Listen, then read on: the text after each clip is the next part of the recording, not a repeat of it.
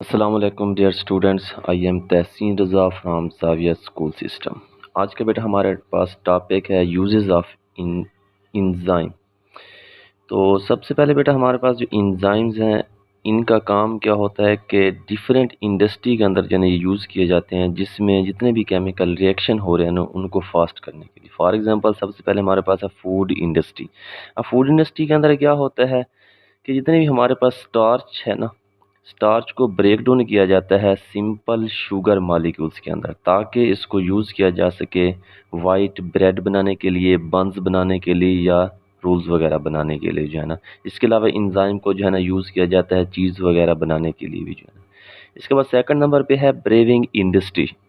اب brewing industry کے اندر بھی کیا جاتا ہے کہ جو سٹارچ ہے اور پروٹینز ہے نا، اس سے ہم سمپل شوگر بناتے ہیں اور امائنو ایسڈ، تاکہ اس کو جو ہے نا یوز کیا جا سکے فرمنٹیشن کے اندر، اور فرمنٹیشن کے تھرو جو ہے نا الکوہل وغیرہ جو ہے نا وہ پروڈیوس کی جاتی ہے۔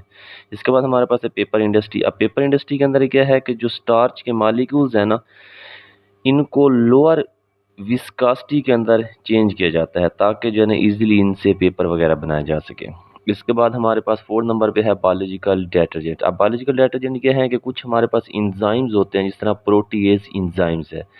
اب پروٹیز انزائم کس لیے یوز کیا جاتا ہے کہ جتنے بھی ہمارے پاس کلاتھ ہیں نا، ان کے اوپر جو سٹینز ہوتے ہیں، داغ دبے ہوتے ہیں، وہاں سے پروٹینز وغیرہ کو ریموو کرنے کے لیے، جتنے بھی ہمارے پاس امائلیز انزائمز ہوتے ہیں، یہ ڈشز وغیرہ جو ہے نا ان کو واش کرنے کے لیے، جتنی بھی ہمارے پاس ریزسٹنٹ سٹارچ ریزیڈیوز وغیرہ ہیں، ان کو ریموو کرنے کے لیے جو ہے نا ہم یوز کرتے ہیں۔